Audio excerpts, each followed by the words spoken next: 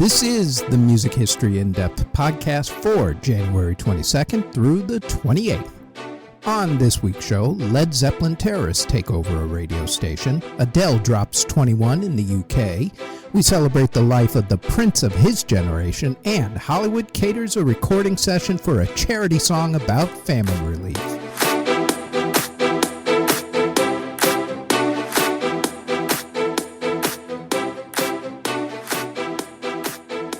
This show goes more in depth about some of the events that we put on our daily podcast, the Music History Today podcast, which drops every single day, including weekends, wherever you get your podcast from. Now, on to this week's episode. There are some publicity stunts that go horribly wrong.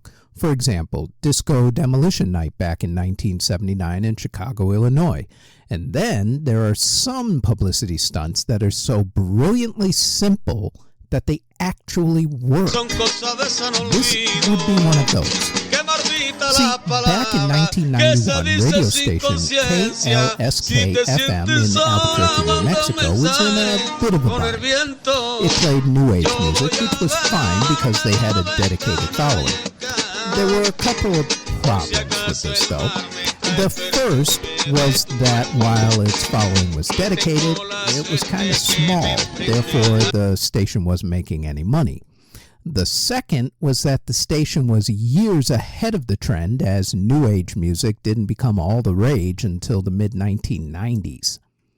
The owner of the station, John Sebastian, decided that he needed to change formats quickly in order to make money, so he decided to start playing classic rock.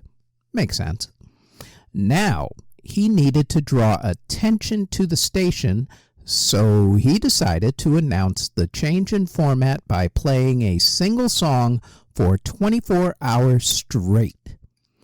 On January 23rd, 1991, the station started playing that song, which was Led Zeppelin's classic Stairway to Heaven. In the disc jockey world, it's known as the bathroom break song because it gives you just enough time to get to the bathroom and get back before the song is over. Everything went fine, at least at first.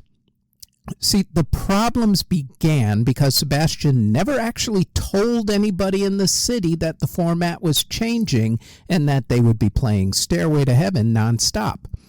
People started to become concerned once they heard the same song over and over again. Even the cops were called to the station. Actually, they were called twice. The first time, someone called the cops because they thought that the radio DJ had a heart attack while at the station, and that was why the record was stuck on the same song. The cops showed up, investigated, and of course found out that it wasn't the case at all. The second time was a little bit more serious. What was going on was the first Gulf War, that was the one to liberate Kuwait and kick out Iraqi dictator Saddam Hussein, just as a reminder, who had invaded the country, actually. So the first Gulf War had started just over a week before this little bitty publicity stunt. Someone started the rumor that terrorists had taken over the station and had taken the staff hostage, making them play Stairway to Heaven over and over again because Saddam Hussein was a huge Led Zeppelin fan, who knew, and had requested that the station play it because apparently he could listen to an Albuquerque radio station in Iraq before streaming, or hell, before the internet was the internet. People's brains, see, they didn't work even back then. Now, actually, if you think, all right, no one's really going to believe that story, just remember that people to this day believe every single stupid conspiracy theory known to mankind. Case in point, the guy who believed the far-right stories that Hillary Clinton was running a human trafficking ring in the back of a pizza place in Washington, D.C., and then went into the place with guns drawn, almost killing innocent people. That kind of crazy. Same thing actually kind of happened here. The cops who earlier had investigated the station and supposedly knew what was up with the publicity stunt somehow believed the hostage rumors, because Saddam Hussein had that kind of power, I guess, and stormed the station with guns drawn, only to again realize just how stupid they were. After all of this transpired, Sebastian actually noticed something. More people started listening to his station that day. He actually figured that they were waiting to see when the station was going to stop playing the song, sort of a morbid curiosity type of thing. So finally, on January 24th, 24 hours after they started, they stopped playing the song and went into their classic rock format. Within 6 months, the station went from a station with only a small dedicated fan base listening to it to being the second most popular station in Albuquerque, New Mexico. That publicity stunt, with all the craziness that went along with it, worked. And it all happened on January 23rd, 1991. In 2008, Adele released her first album, 19. The album did okay at first, and then she was booked to be the musical guest during the now famous or infamous, depending on how you're looking at it, the Sarah Palin episode of Saturday Night Live. After that, 19 took off, as did Adele's career. She ended up selling millions of records and won 2 Grammy Awards, including Best New Artist that year. During the tour in America to support that particular album, a couple things happened that would transform her into a superstar, even though she didn't know it at the time. The first was that her tour bus driver played a lot of contemporary country and blues music while driving. Adele was fascinated by the music since she hadn't grown up with it in England. The other was that she had a boyfriend at the time who was a bit of a jerk, we'll say. She loved him so much that she stupidly canceled the rest of her tour so she could be with him. She blames it on her drinking back then. Blame it on the alcohol. Adele had started writing upbeat songs for her next album in April of 2009. In May 2009, she met producer Paul Epworth at East Coast Studios in London, England, to get to work on recording these upbeat songs. But somewhere during the recording of her sophomore album, 21, Adele's relationship ended very, very badly. So, of course, what's a singer to do but to write an entire album about it, Taylor Swift style? Out went the upbeat, and in came the anger, and lots of it. For musical inspiration, Adele couldn't get all of that country and blues music she heard on that tour bus from the year before out of her head. She also couldn't get her nasty ex out of her mind either. So her and Paul wrote a song about the relationship in a single afternoon. As she tells it, it was her reaction to being told that she was worthless and weak. The song, Rolling in the Deep, combined country, blues, and roots country into one mix with some really powerful lyrics. Some of the production techniques were pretty unorthodox at that point. For instance, for the foot-stomping beat in the middle of the song, Adele stomped her foot on an old wood floor in the studio, and they just recorded it.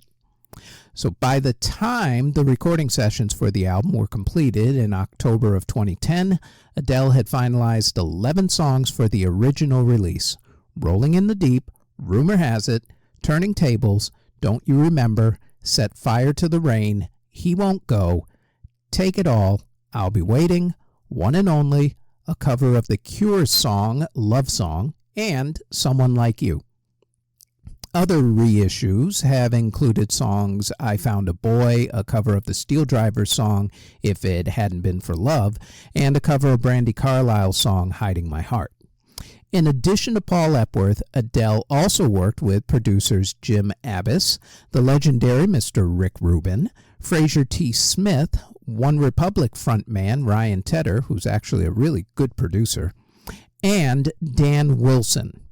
In addition to East Coast Studios, 21 was recorded in Ayr, Angel, Metropolis, My Audiotonic, Sphere, and Wendy House Studios, all in London, England, along with Harmony and Serenity Sound in Hollywood, California, Shangri-La in Malibu, California, and California Patriot Studio, which isn't even in California. That's actually in Denver, Colorado. The album 21 was released on January 24th, 2011 on independent record label XL in the UK, then on February 22nd in North America. Rolling in the Deep became the first single from the album and was released on November 29th, 2010. The song and the album became worldwide smashes. Adele again received multiple Grammy Awards and broke all sorts of sales records. The album won the Grammy Award for Album of the Year to go with 6 other Grammys, including Record and Song of the Year for Rolling in the Deep. Rolling in the Deep itself is one of the biggest selling songs of the 2010s, which should make a certain tour bus driver very, very happy and a certain ex-boyfriend very, very unhappy. Adele's album 21, first released on January 24th, 2011 in the United Kingdom.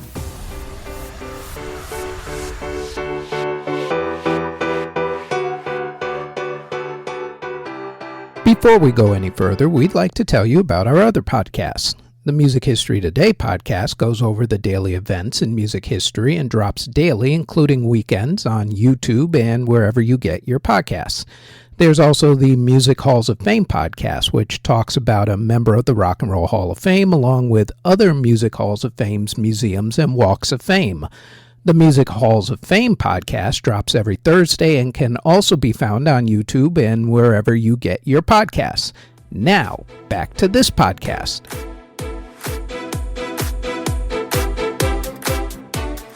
This man was baptized Johannes Chrysostomus Wolfgangus Theophilus Mozart. Say that 5 times fast. He actually called himself Wolfgang Amadeus Mozart. History, though, calls him Wolfgang Amadeus Mozart. In the town of Salzburg, Austria, Mozart is practically a cottage industry, much like in Liverpool, England, where the Beatles' old stomping grounds are now tourist traps. There are several places, like Mozart's residence apartment, that you can actually visit, along with the usual tourist souvenir shops that have a whole ton of Mozart stuff. However, one place you should definitely visit if you're in Salzburg ever is Mozart's birthplace home, which is now a museum. Mozart was born in this house on January 27th, 1756. The house was originally built in the 12th century on what used to be part of a garden owned by the Benedictine monks of St. Peter's, Salzburg. The Hagenauer family took ownership of the house in 1703 and rented Mozart's parents a third-floor apartment in it in 1747. Mozart's father was a teacher and a violinist who published a successful textbook. At age 3, this kid watched his father giving keyboard lessons to one of his sisters. By age 5, Mozart was already writing music. By the time he was 6, he was traveling around Europe with his family, performing with his sister Nannerl. During this time, he studied the works of other famous composers, among them Johann Christian Bach.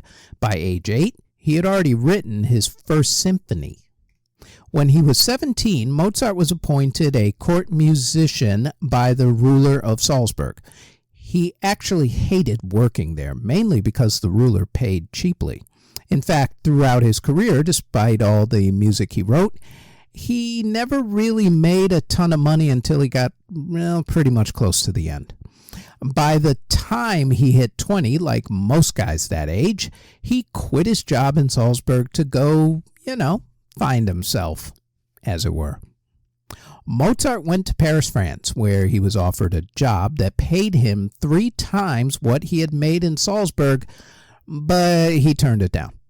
He then went to Strasbourg, then Munich, then Mannheim, before going back to Salzburg, this time with different employment under Archbishop Colloredo. All the while, he kept writing music after music after music. Now, during this time, the Archbishop went to Vienna and brought his new employee along. Wolfgang, now age 28, had much bigger ideas. First off, he fell in love with the city of Vienna and wanted to instead be employed by the emperor at the time. Things kind of went south between the Archbishop and Mozart, and the breakup was actually pretty nasty, to be really nice about it. In fact, our hero literally got his ass kicked out the door of the Archbishop's place. No, seriously, like he literally got his ass kicked by the Archbishop's steward. Foot, meat, ass, kick. What made that little indignity even worse was that even Mozart's father sided with the Archbishop and not with his own son. Gotta love family sometimes. Oh, they're so awesome. Yeah. In the end, though, it really didn't matter because Wolfgang got what he wanted. He got to stay in Vienna, where he had fallen in love and gotten married, and he found employment with the emperor, just like he wanted to. He met and became friends with pretty famous people, including classical composer Joseph Haydn. He also finally started making a little serious money, little cash dinero. He wrote a lot of his most famous works of music during this time, and also he started teaching students of his own, including some guy who would turn out to be, well, no slouch of his own right, at least in the composing department. A little guy by the name of Ludwig van Beethoven. On December 5th, 1791, Wolfgang Amadeus Mozart passed away at the age of 35 from something along the lines of a fever or infection of some sort. Now, here's where we go back to the conspiracy theory angle. Because people like to claim that he died under mysterious circumstances. In fact, that was the premise of that 1984 movie about his life called Amadeus, starring Tom Hulce as Mozart and F. Murray Abraham as composer Antonio Salieri, where the producers and the writer of the movie portrayed Salieri as Mozart's killer and also portrayed Wolfgang as a spoiled, annoying brat. The movie was told from Salieri's viewpoint, though, as they made it seem like Salieri was jealous of Mozart's talent. Good movie, though. Won 8 Academy Awards, including Best Picture, and F. Murray Abraham won Best Actor. What has to be remembered about this whole episode, though, is that because of the medicine and diseases of the time, dying at 35 was pretty much an average life. The common cold killed many people around that time. So if you lived into your 80s, like a lot of people do these days, then you were either really doing something right your entire life, or you were really, really lucky. As it is, like a lot of people, Mozart's reputation and legend became much bigger in death than in life. These days, the dude's considered a musical genius. His pieces, including the Magic Flute, are considered some of the greatest pieces ever written in the history of Western music. Oh, by the way, the classical piece O Fortuna that gets used in a lot of movies and TV fight scenes like the movie Excalibur that people often credit to Mozart, was actually written by Karl Orff for his piece Carmina Burana, not by Mozart. Go give Orff his due. It's a damn good piece. Anyway, Eddie Van Halen named his kid Wolfgang after Mozart. In the 1980s, Falco's song Rock Me Amadeus became a worldwide smash. And the places where Mozart lived are now tourist attractions / tourist traps, like Wolfgang's birthplace, home / museum, which is located in Salzburg, Austria. Happy birthday to Wolfgang Amadeus Mozart, born January 27th, 1756.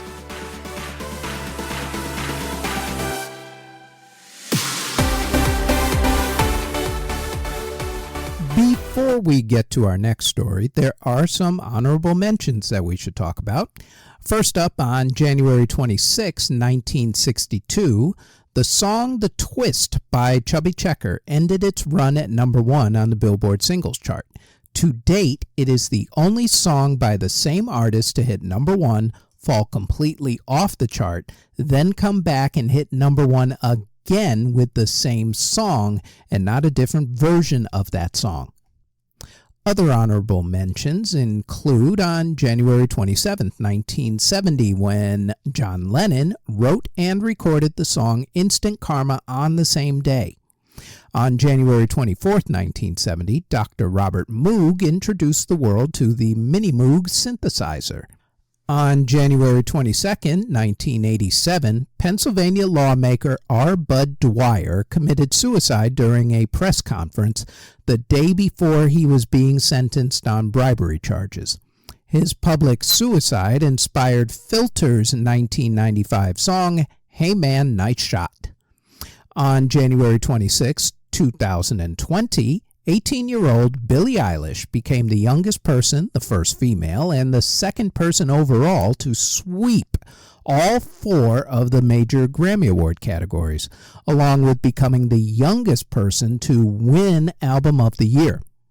On January 26, 1934, the famed Apollo Theater in Harlem, New York, held its first show as a music venue, and on January 23, 1976, the iconic singer, actor, athlete, and civil rights activist Paul Robeson passed away at the age of 79. On January 28, 1985, some of the biggest recording artists in America went into a recording studio to record one of the biggest selling singles of all time, and it was all done for charity. As much as people talk about the big music trends in the 1980s being things like new wave music, hair bands, movie soundtracks, MTV, and rap music, there is one trend that everybody seems to have forgotten about: the charity benefit song. In 1984, the British charity group Band Aid did the song Do They Know It's Christmas in order to help raise funds for famine relief in Ethiopia. Actor, singer, and social activist Harry Belafonte realized that after the United Kingdom did a charity song to help out Africa, America needed to step up. He helped to create a group called USA for Africa, the USA not standing for United States of America, by the way, like everybody else thinks. The USA actually stands for United Support of Artists for Africa. Belafonte sought help from professional fundraiser Ken Cragen. They got the ball rolling by contacting Michael Jackson, Lionel Richie, and Stevie Wonder to write a song. But Stevie didn't actually have the time to help write it, unfortunately, because he was working on the soundtrack for the movie The Woman in Red at the time, which was a good idea on his part because it won him an Academy Award for the song I Just Called to Say I Love You. Quincy Jones, by the way, came on board to produce this whole thing after talking with Harry first. The original recording session was on January 22, 1985 at Kenny Rogers' Lion Share Recording Studio on Beverly Boulevard in Los Angeles, California, where they laid down the music for the song and changed some of the lyrics.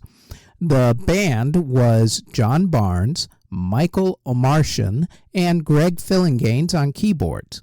Then they had Michael Boddicker, Ian Underwood, and Toto bandmates David Paich and Steve Porcaro on synthesizers, bassist Louis Johnson from the funk band The Brothers Johnson, Paulinho da Costa on percussion, and John J.R. Robinson on drums. Paich, Porcaro, and Fillinganes were fresh off of working with Michael Jackson on his Thriller album, by the way.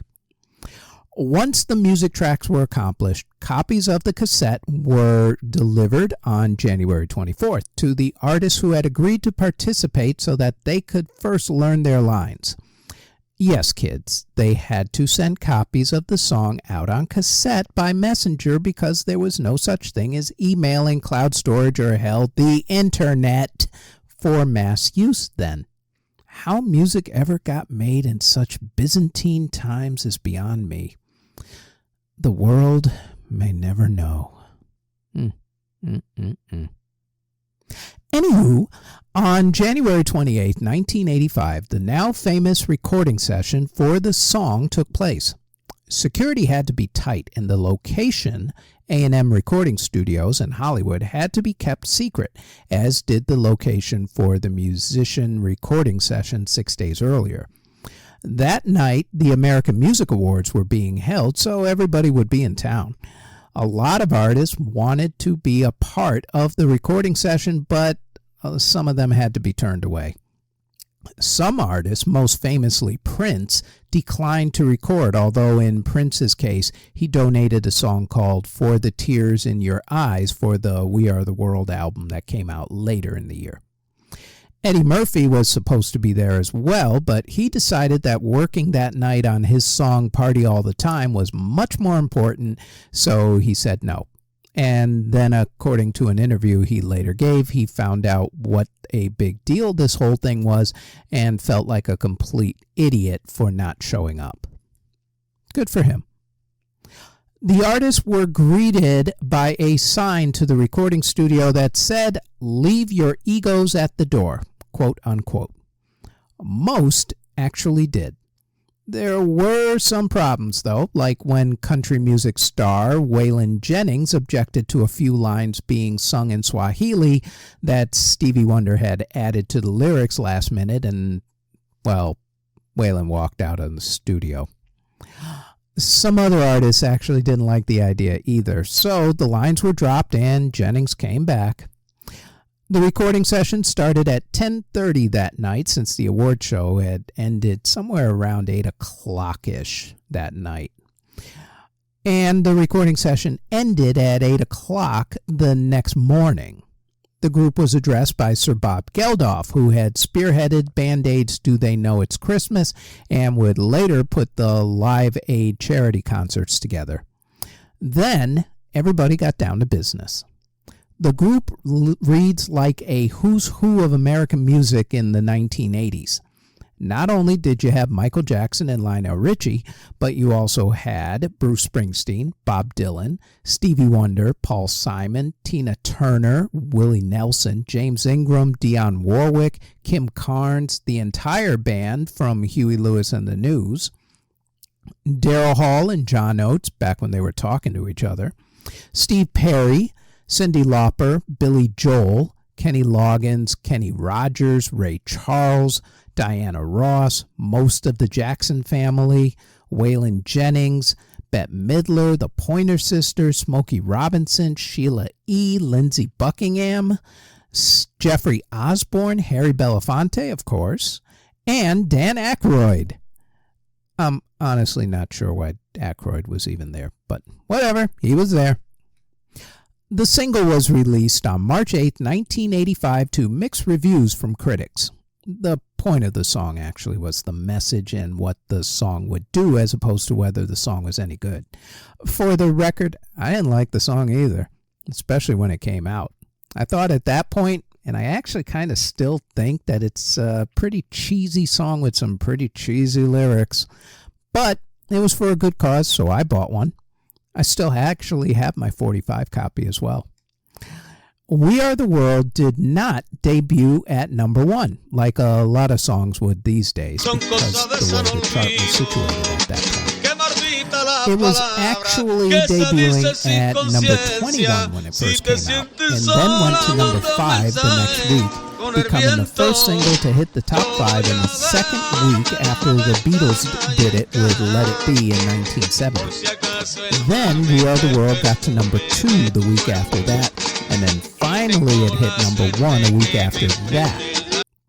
It actually would have hit number 1 more than likely in its second or third week if it wasn't for a song called One More Night by Phil Collins, which had a stranglehold on the top spot at that point in time.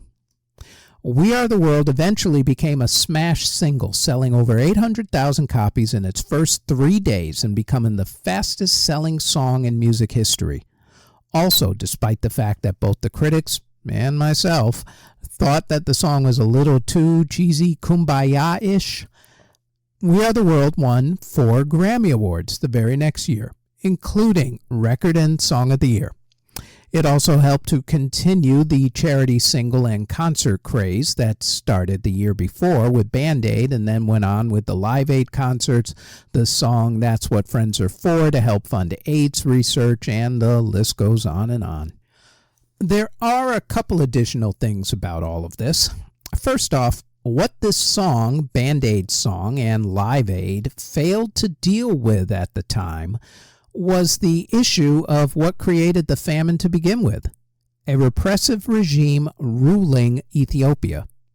See, when food finally reached the country, a lot of it was either left on the ships it came in on to rot, or was taken by people who helped the repressive regime anyway and who it absolutely was not intended for.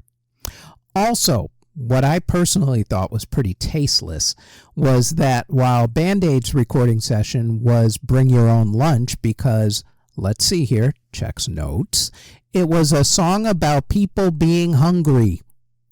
We Are the World's recording session was actually catered. Seriously, you're recording a song about famine relief and you're catering the recording session? I mean, how tone deaf could you possibly be? Go to In-N-Out Burger, go through the drive-thru, grab some food, and get your butt back to the studio. Hollywood. Oh well, at least their hearts were in the right place.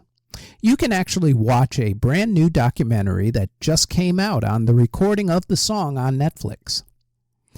The major recording sessions for USA for Africa's We Are the World charity single, recorded on January 22nd and January 28th, 1985.